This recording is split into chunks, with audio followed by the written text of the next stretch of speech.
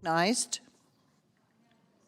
I know we are approaching the hour that was planned for the vote on this motion to discharge this rescission package. I just want to take a couple minutes. I'm going to be voting to oppose discharging this package from committee. It is not that I don't think that we should be doing more when it comes to oversight of our budget. It's not that I don't think that we should be doing more when it comes to ensuring that we're working to get our levels of spending down. But I also think that we need to be doing more as legislators, more as lawmakers, more as senators when it comes to our own authorities, our constitutional authorities, when it comes to the power of the purse. We do rescissions. We do rescissions in our annual budget bills, in our own appropriations bills, in fact, bills that we are working on right now as appropriators. We've got a series of markups that are going to be coming up this week. We had some last week. We do this. We look to provisions that have been included in the budgets. We look to reprogram. We look to rescind. We do that as legislators. There's a good reason, I think, that we haven't seen a successful rescissions package before the Senate in almost 33 years. It's because we've recognized that, hey, that's our role here.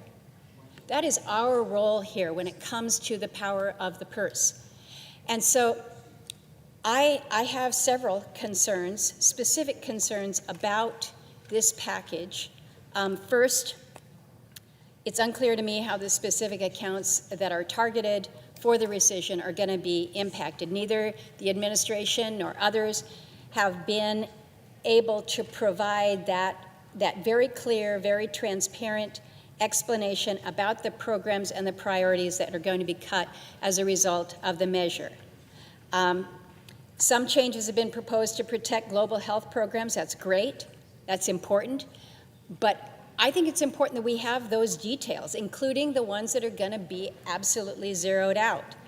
And so how do we determine the implications for life-saving care, vital resources for women and children abroad? We've got big, broad categories, but I haven't been given the comfort, if you will, that we're not impacting maternal and child health, that we're not impacting HIV/AIDS, that we're not impacting nutrition programs and programs related to tuberculosis, malaria, polio, neglected tropical disease, pandemic prevention, family planning.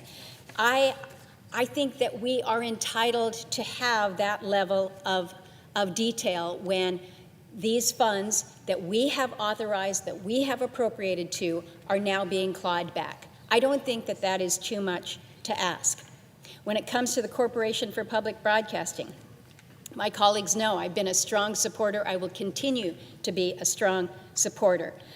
Where if you don't like what's going on within NPR, you think that there's too much bias there, we can address that. We can address that, but you don't need to gut the entire Corporation for Public Broadcasting.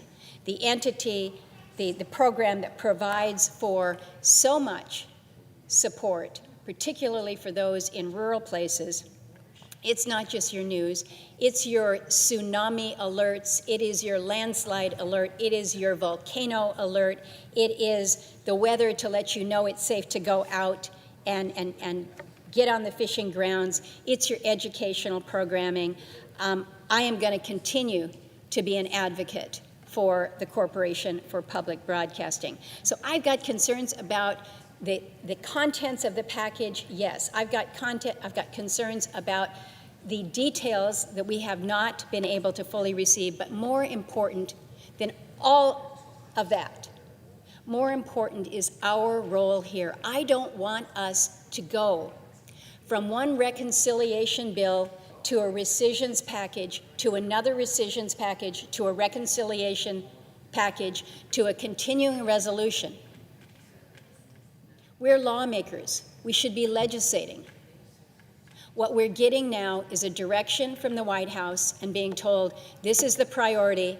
We want you to execute on it. We'll be back with you with another round. I don't accept that. I'm going to be voting no.